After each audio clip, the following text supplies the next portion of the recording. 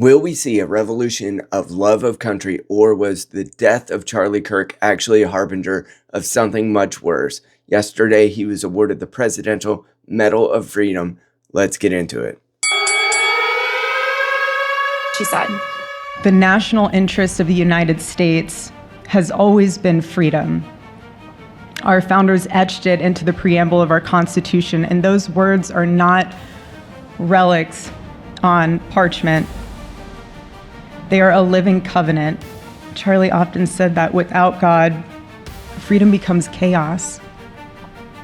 And he believed liberty could only survive when anchored to truth. Before we get into it, my name is Casey. I'm the Rumble Ride Dad, and I have been a therapist for 13 years, a husband and a father for more than a decade, and I have been firsthand witness to the degradation of our culture, and I started this channel to try to bring a future of faith, fatherhood, and freedom to the foreground. If you can support that, please like, share, and subscribe. I would love to earn it. Let's get back into it. During the address, President Trump expressed his love for Charlie Kirk, as well as a desire to clamp down on some of the left-wing terrorism and violence that has been going on. Let's see that. Faith and relentlessly fighting for a better and stronger America. I love this country.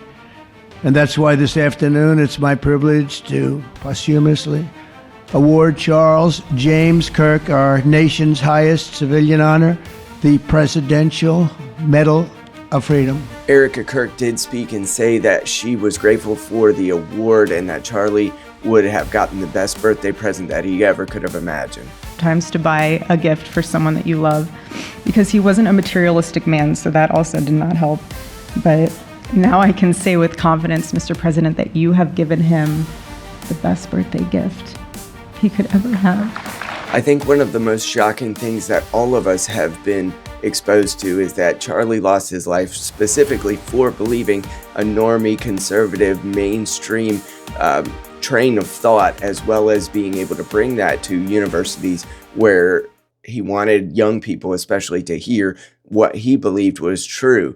And that has brought to light so much about exactly how visceral and how dedicated the other side is to trying to stifle freedom of speech and diversity of thought. 52nd birthday with the country's highest civilian award. In front of a large audience in the Rose Garden, the president handed the Presidential Medal of Freedom to Kirk's widowed wife, Erica Kirk. Daily Wire White House correspondent Mary Margaret Olahan attended the event yesterday, and she joins us now. So a powerful and packed event there at the White House yesterday. Tell us what you witnessed. Yes, so this was a beautiful event honoring Charlie Kirk, awarding him the Presidential Medal of Freedom, which is the highest honor that you can award a civilian. This was to honor Charlie for his patriotic contributions to the United States of America. He was killed for ideological and political reasons, and this was something that came up a lot today. The good that has come out of this is that not only have multi-millions of people pursued Bibles and faith and church as the result of this crisis, but also we have seen a great many normies trying to take the temperature of what they could believe about Christ could actually cost them their life or cost them something dearly in terms of their social credit score or other ways that they might be ostracized from society. And many normal people are picking up the mantle that was left by Charlie in order to try to press forward a better future for their children and to take a stand that they will not be stifled by the worst actors in our country. Congratulations, you played yourself. Isabel Brown on her show, which is now on the Daily Wire, had three interesting interviewees in the wake of the Charlie Kirk assassination and the award of the Presidential Medal of Freedom. First was first was Matthew West, who is a mainstream Christian artist who has been filling up arenas for the last several years on his tour, who said that he may or may not have wanted actually to write this song, but that he just felt compelled. And so all of these three artists have written songs about Charlie Kirk or about our current state of affairs in America as a result of Charlie Kirk's loss of life. First, let's hear from Matthew West. A like-minded group of believers, and Charlie demonstrated that as well, didn't he? He left the four walls of the church. He left the safety of his studio, and day in and day out, he took a light into a dark world. And it was a dark world that didn't want that light to expose the darkness, but he did it nonetheless. John Swindell seemed like he wasn't necessarily like a political kind of guy, but that he started to see exactly what time it was, and he came out with this on Isabel Brown's show.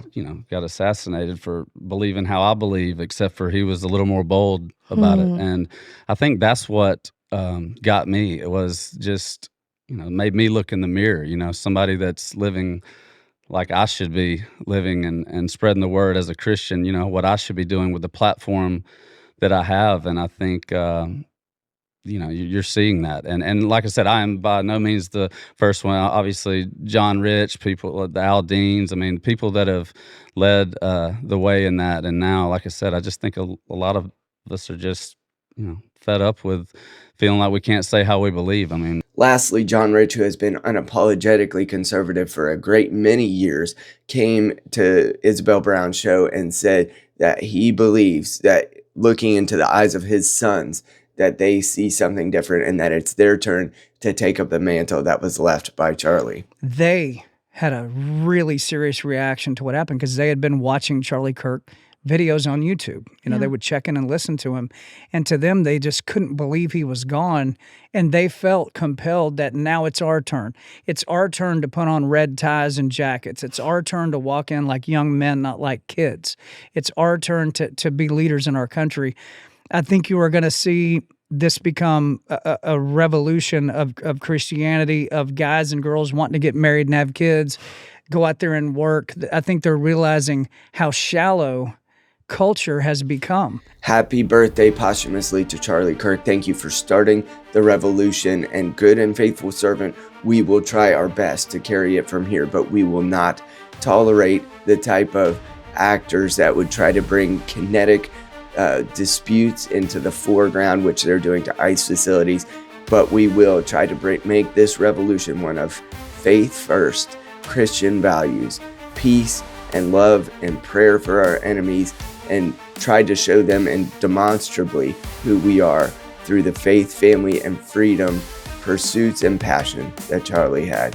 Let's do this together.